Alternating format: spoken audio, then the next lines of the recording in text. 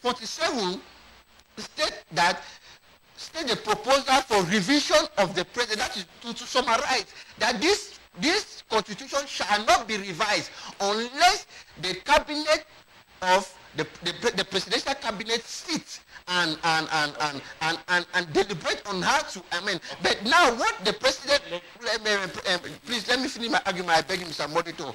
Let me finish my argument. The president took so much power and the advice from the French colonial advisors, they made him to feel superior, and he went further to violate this constitution. And it is this article that has been violated in that constitution draft at Fumbang that is making Cameroonians, Anglophones in particular, to still be feeling hurt, to still be feeling inequity in this union. We have just 3 minutes for this. We shall still be coming back to that. Okay, let me come to you. With what you have said, by all evidence, this problem started in the days of President Amadou Ahidjo.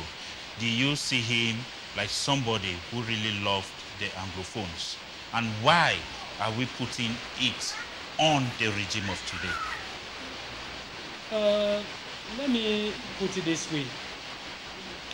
If we say that Ahidjo did not love English Cameroonians, I will say no. Ahidjo loved English Cameroonians. Because like what he said is like in the sense he manipulated what was done in Fumbang to favor them. That is politics. Yes. Okay. That is politics. That is politics. He did it that way in the sense that is why you hear our present president Paul Biya talked about assimilation. That they wanted us to join them as we too so much glamour to be with them. Okay. We have been with them, but they thought that we should be like them. To assimilate us. Okay. You get me? So again, in a nutshell, simply means that they wanted to just eliminate, or let me say, to lost the Anglophone culture, just for us to be like the Francophones. And that is why if you go to Article 1 of our Cameroon Constitution, says that Cameroon is a country of 2 languages, English and French, that have equal status. Now you can imagine that, I may say that about a few years ago, let's say 2-3 years ago, that they started implementing that what is being written in French should be in English too, because of this crisis.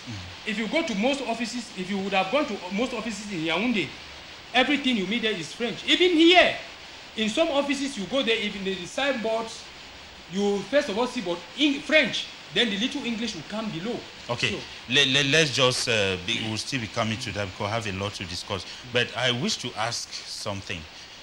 Somebody who instigates or begins a problem, and somebody who comes and meets that problem, who has the blame? My brother, let me, Mr. Mambo, moderator, let me say that if let's say for instance, Ahidjo started this, if Mr. Biya thought that is a man of goodwill, he would have put things in place. So, but again, since both of them were of the same line, the same culture, he too had to follow the same line of his predecessor. Okay. Pope Bertrand, you know, it all started in the days of Ahidjo, and the regime in place now met it. Now, the person who started and the person who met it, who has the blame? Mr. Mambo, there is no person who started it and there's no person who made it. They work in collaboration. I want to tell you that barely 3 years after what happened, what took place in Fumbang, our own person in the name of Dr. Bernard Folong rebuked President Amadou Ahidjo and said that you are working out of the constitution, the framework of the draft of Fumbang. And that was when he told him that the time is now. And I want to come back to tell you that Anglophone people believe in their identity. Anglophone people, no matter the small majority they have, they still believe that they cannot be assimilated. I want to tell you, far back then in 19, as the date read, that somebody like Benafolo could stand to oppose the then President Ahmadou Ahidjo, and we saw it came back again with a change of time, and we saw the then parliamentarian of the Boyo division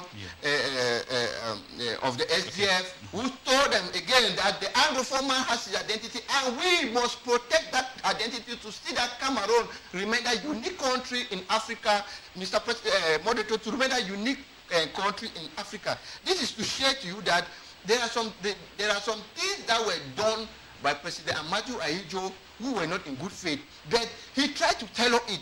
And to say that it has come now to President Paul Biya, which President Paul Biya has a written document, because in the days of the Anglophone problem, when it started uprising far back then, when the President Ahmadou Ahidjo was still president, I remember there was a delegation of Gaga Ahmad, who was from the then Mr. Biya was also part of that delegation, and Professor Dorothy Ndoma and other professors of the Francophone, brotherly Francophone regions were part of the delegation that went to do inquiry about what actually could be the Anglophone problems, and they wrote 5 points which are all well documented and are kept somewhere. And I believe that if President Paul Biya, who we all know that is somebody of good faith, had Mr. Moderator, had the good faith to solve this problem, he would have gone to some maybe Mr. Moderator, the ancestors. May I land, Mr. Moderator.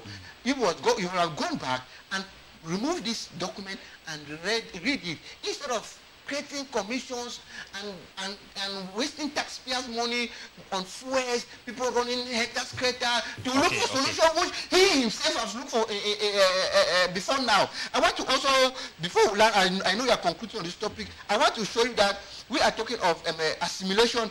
Even President Ahmadou Ahidjo, who created the University of Yaoundé, which he painted that it was a bilingual university in theory, but in practical it was really a francophonized university. But notwithstanding, all that works well is for the betterment of Cameroon. We now have our own Anglo-Saxon university on the both soils of the both regions, who are all doing well. And we also regret in 1962 when the President Ahmadou Ahidjo really walked into southern Cameroon and closed down the use of the Stanley and introduced the CFR, which we are all suffering today like other African countries with the bad economic of the currency. This is just to say that Mr. Biya and Mr.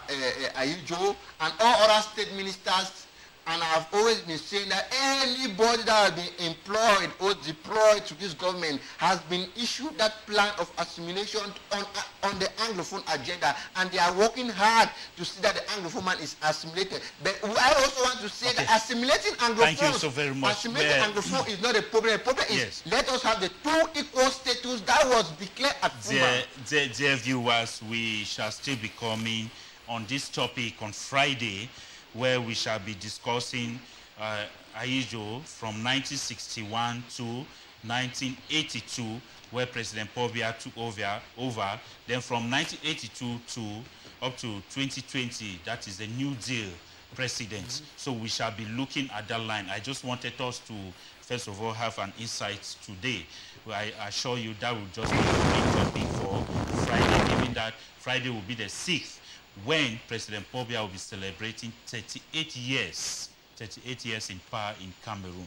So at this time, we shall go for a break. When we come back, we'll continue with the second topic.